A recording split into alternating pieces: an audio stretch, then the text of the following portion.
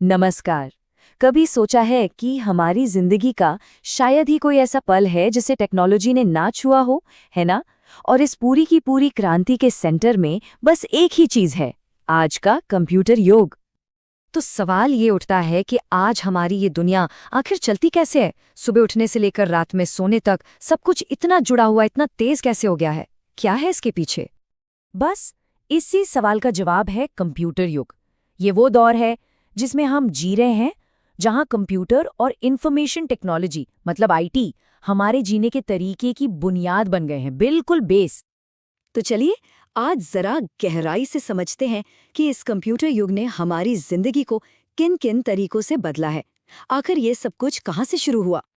और देखिए, ये बदलाव कोई एक दो जगह पर नहीं है, ये तो हर तरफ है।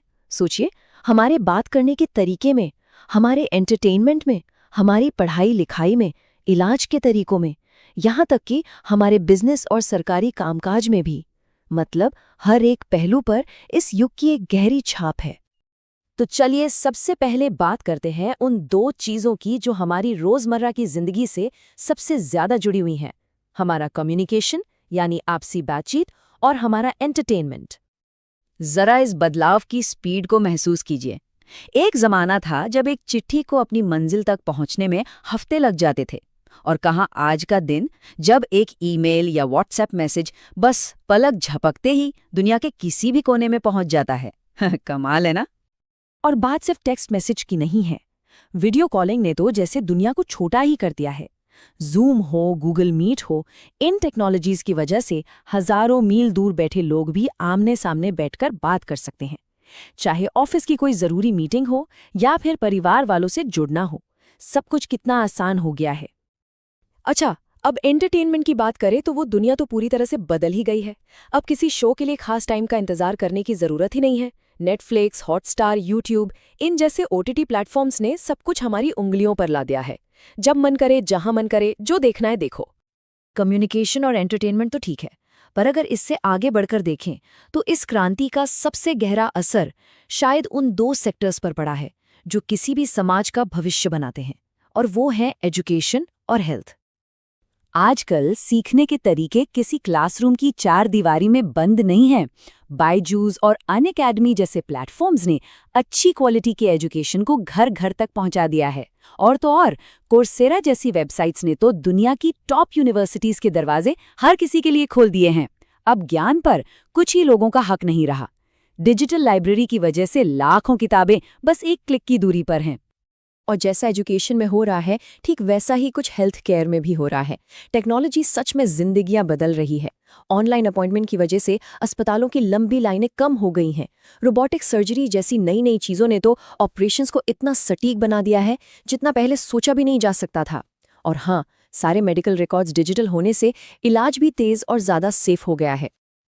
तो ये तो हुई हमारी पर्सनल लाइफ की बात, लेकिन ये बदलाव सिर्फ यहीं तक नहीं रुका है।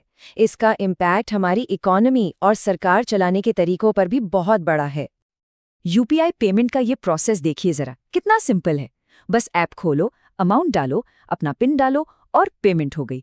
सच में इंटरनेट बैंकिंग और यूपीआई ने तो पैसे के लेन देन का पूरा तरीका ही बदल कर रख दिया है। और बिल्कुल इसी तरह Amazon और फ्लिपकार्ट जैसी ई-कॉमर्स वेबसाइट्स ने शॉपिंग का मतलब ही बदल डाला है। कह सकते हैं कि अब पूरा का पूरा बाजार हमारी जेब में आ गया है। कुछ भी चाहिए हो, बस फोन उठाया और घर बैठे ऑर्डर कर दिया। अब जरा सरकारी सेवाओं के बारे में सोचिए। वो दिन याद है जब हर काम के लिए लंबी लंबी लाइनों में लगना पड़ता था? अब वो सब खत्म। डिजिटल इंडिया जैसे अभियानों ने सब बदल दिया है। आधार कार्ड हो, पैन कार्ड, पासपोर्ट बनवाना हो या रेलवे की टिकट बुक करनी हो, सब कुछ ऑनलाइन हो गया है। इसी को कहते हैं ई गवर्नेंस, मतलब सरकार अब आपकी उंगलियों पर है। तो अभी तक हमने अलग अलग सेक्टर्स में हुए बदलावों को देखा, लेकिन जब इन सब डॉट्स को जोड़कर देखते हैं ना, तो एक बहुत बड़ी पिक्चर सामने आती है, और वो है इस कंप्यूटर युग का हमारी जिंदगी पर पड़ने वाला जबरदस्त प्रभाव।